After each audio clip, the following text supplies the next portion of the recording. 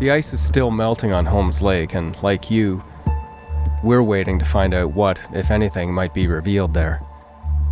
But while we wait, you should re-listen to some of the people we spoke to in examining Adrian's disappearance over 40 years ago. There might be something you missed. You may hear something that strikes you differently or leads you down another path. So listen carefully. This is where we've been and where we might be going.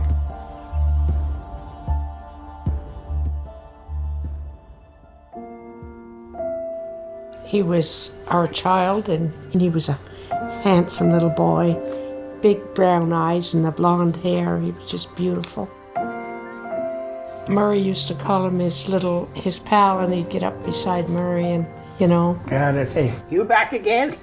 Teasing him. And his hair was white.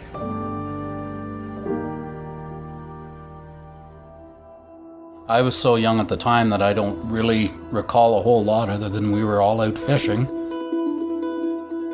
I went around the shoreline to a rock, and I think Lisa and Adrian and one of the other kids came with me, and we fished there for a while and there was nothing going on, so we went back, and Adrian decided he wanted to play with his line, so he kept pulling his line in a little bit, and finally he got tangled up in the tree.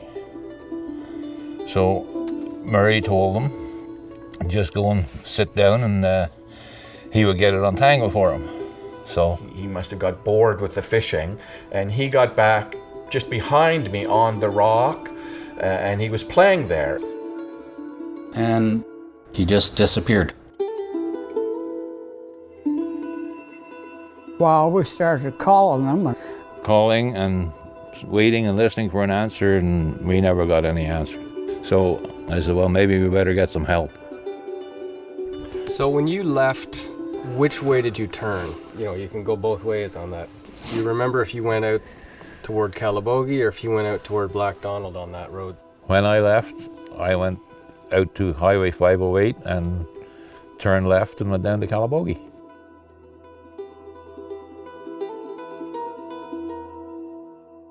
The military was there, and we lifted every rose bush, we looked up every tree, we looked at everything. I was a district diver. So you did all 3 lakes, and you did them at least, how many times would you say you searched them? Holmes Lake for sure, at least twice. Actually, we saw quite a few dead trout on the bottom. The lake is going dead at that time, Seems to me maybe one end of the lake might have been a little more swampy or something, or weedy. Yeah. And you were the only dive team doing this? Yeah. I was out 24 hours looking. By the time I got there was no way to trail the kid. It was just walk to death. Anything rough, everybody goes around it. You could hide a car in there. Anyway, that's how it was done. And so I came home and thinking that this is hopeless. It was just wild, rough country, and there was nothing ever found, not a jacket, not a shoe, not a shoelace, nothing. It really upset me. I would like to know what happened to that little guy. And I think he went that way. What makes you think he went north? Well, it was over there next to little homes that Belly Fee saw these little tracks, but it could have been some other kids fishing, I don't know.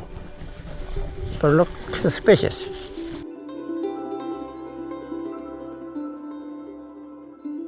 The one theory that I think is most plausible to me is he was trotting along the roadway back to the camper or something, and another fishing party or something came around the corner in a car and ran over him. Everybody's saying, oh, a bear got him, a cougar got him, this, that, and the other thing. We would have heard him screaming or something if a bear had tackled him, or we would have heard the noise a bear would make, Back in 72 in that area, would there be black bears near Mount St. Patrick in that area? There would be, definitely, yeah. Would they have heard a sound if a bear had attacked? Would they have found any remnants if a bear had... By all means, they would have, yeah. That's why I think somebody's involved in foul play. Because of no trace of clothes, no scent for the dogs, And whatever that kid was taking, as far as I'd be concerned.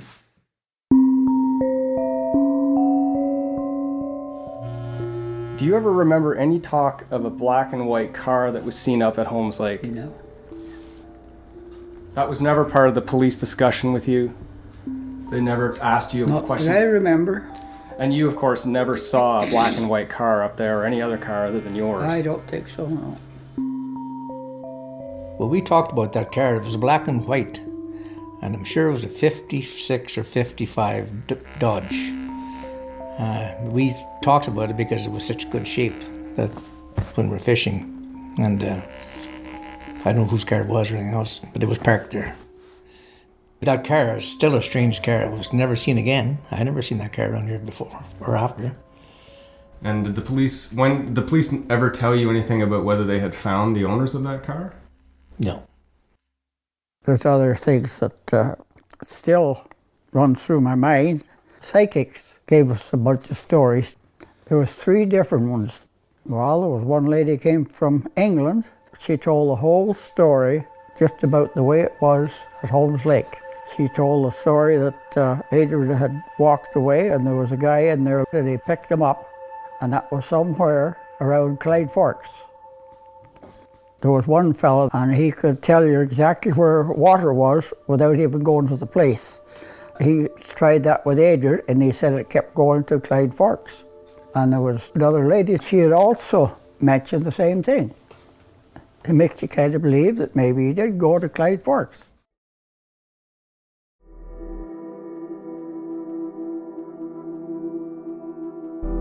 I think somebody took him. I don't think he really got lost. Murray has said all along someone has him. He may have ended up with a family and had a great life. Absolutely. That's what the one thing I think. Will he have changed a lot and not be the sweet little boy that he was?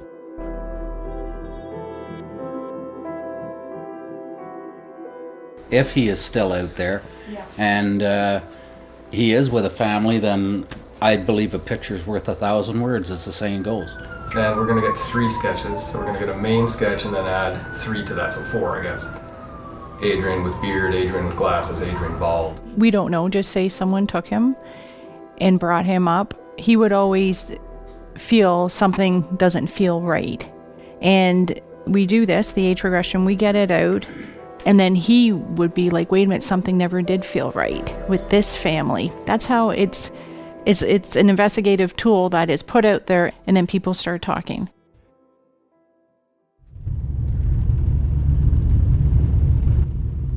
Clyde Forks, and there's a few houses.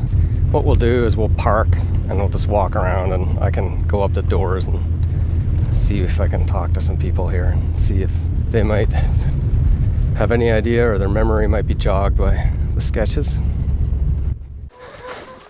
Hey, sir. Hello, how are you doing? We're looking for a guy who disappeared in 1972, and his name was Adrian McNaughton. I've heard that name. You've heard Adrian's name? Yeah. We had some psychics say that he disappeared and came to Clyde Forks. Well, you're in the right spot. So does the picture remind you of anybody here? Yes, it does. I'm just trying to think who. If we just knew, I would pray that he wasn't abused or tortured or anything like that. Even if it was something like that, if we just knew. I feel like I was robbed. I don't have any memories of him. Sorry. I do feel like I have a phantom sibling somewhere. There's another strand of possibility. His body is up there somewhere, and the search simply missed him. That's actually probably my assumption. This is the tree, Dad, where he said he last saw him, right here. And Adrian was standing right here. Said he didn't want to fish anymore, and his dad said he took the rod from him. And Adrian walked up this hill here and disappeared.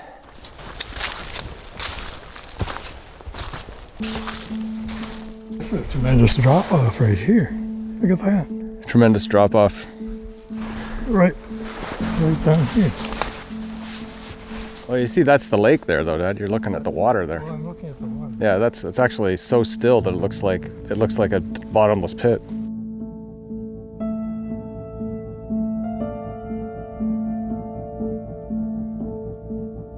Is it possible that they missed him back in 1972 in the lake? I've been in situations where I lose a diver visually within a body length, and he's got some of the brightest lights that you've ever seen, and you lose sight of him. A 5-year-old boy, non-swimmer, suddenly finds himself into deep water. He would disappear without a sound. And where would you start looking? So what do you think about me commissioning a cadaver dog, for example? I think you'd have to have something miraculous happen for a cadaver dog to probably find his body.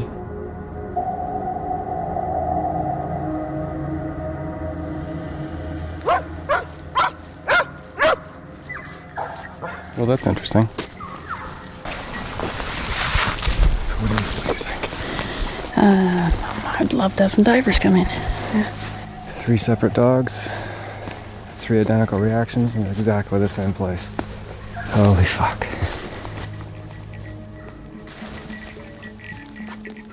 So in case there's any doubt, it's all happening in the same spot. Both Breeze and Grief got on one rock, the same rock, and stood facing straight out into the water. Something's happening here. We don't know exactly what.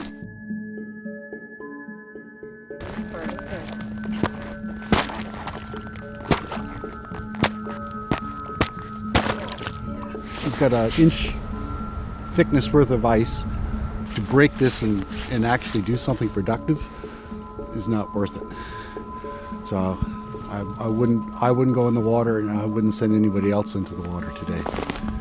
This, unfortunately, the search is going to wait until spring.